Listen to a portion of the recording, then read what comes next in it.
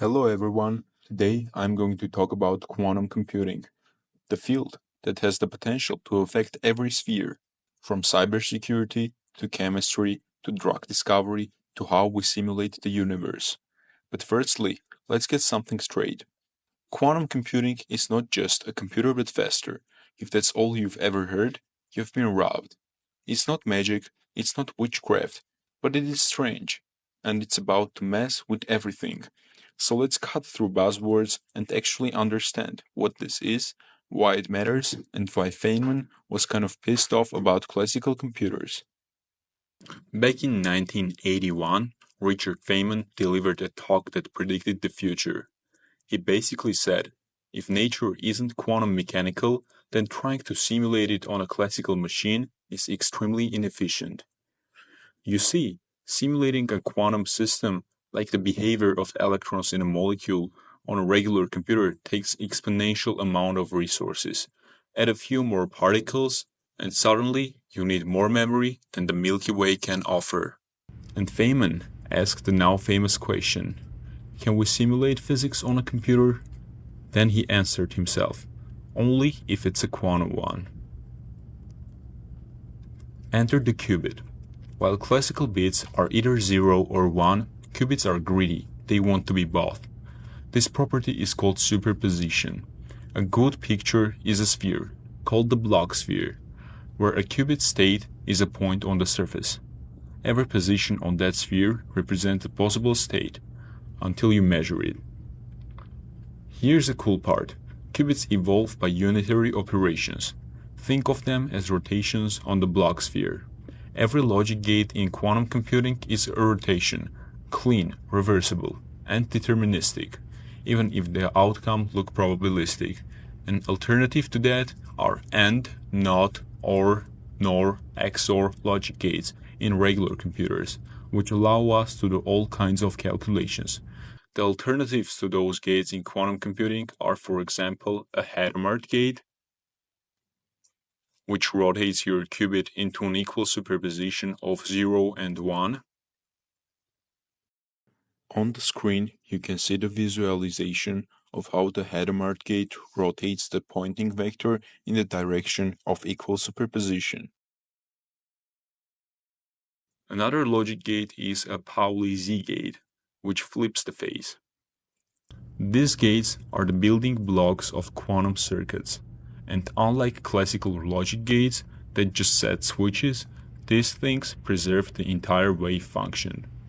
These features, together with entanglement and interference, which I'm not going to talk about in this video, but which are available in the sources which are in the description, allow us to simulate quantum states instantaneously, while also allowing to change their states however we want with those gates.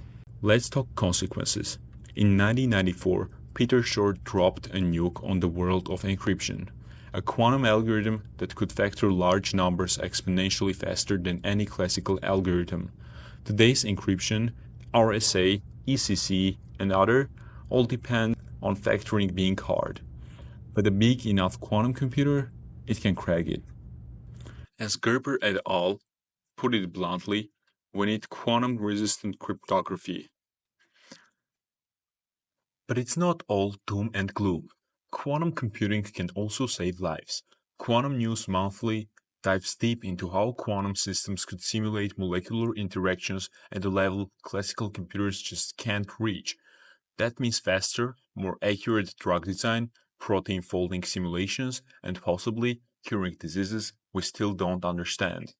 This is a part of Quantum News Monthly video explaining where could quantum computers be used. According to this paper, even a small deviation can translate into a dose estimation error that is off by an order of magnitude. And this is where scientists think that quantum computers might help to find the right drug candidates and to figure out their dosage. And that's because for some drugs, calculating the binding strength accurately requires considering the quantum effects at the molecular level. And this can be very difficult when molecules have strong correlation in their electronic structure. Or in other words, electrons are strongly entangled. So why haven't we revolutionized the world already? Because qubits are problematic. They collapse, they decohere, They get upset if you even look at them the wrong way. And it's not a joke, you can easily change some processes just because you're observing. Building a stable, scalable quantum computer is like building a house of cards in a hurricane. That's where topological qubits come in. This source lays out a roadmap using Majorana zero modes, which are basically quantum states braided into exotic particles that are topologically protected. Think of them as knots in a quantum fabric, harder to mess up. They might just be our best bet for truly fault-tolerant quantum computing. Let's set a few things straight. Quantum computers are not just faster, they're different. Quantum computers aren't general replacements, they're problem-specific machines. The huge if true said it best. Quantum computers are like massively parallel probability machines that can explore a vast space of possibilities in one shot and explore completely different fields of science. Potential for you. Here's the thing, the field is wide open. Quantum computers aren't plug and play. We still need better hardware, new algorithms, quantum compilers, error correcting codes, and people who understand both physics and computer science. This could be you. And don't worry if the math looks scary. Nobody really understands quantum mechanics, not even the people who write the textbooks. If you're curious and persistent, that's enough to start.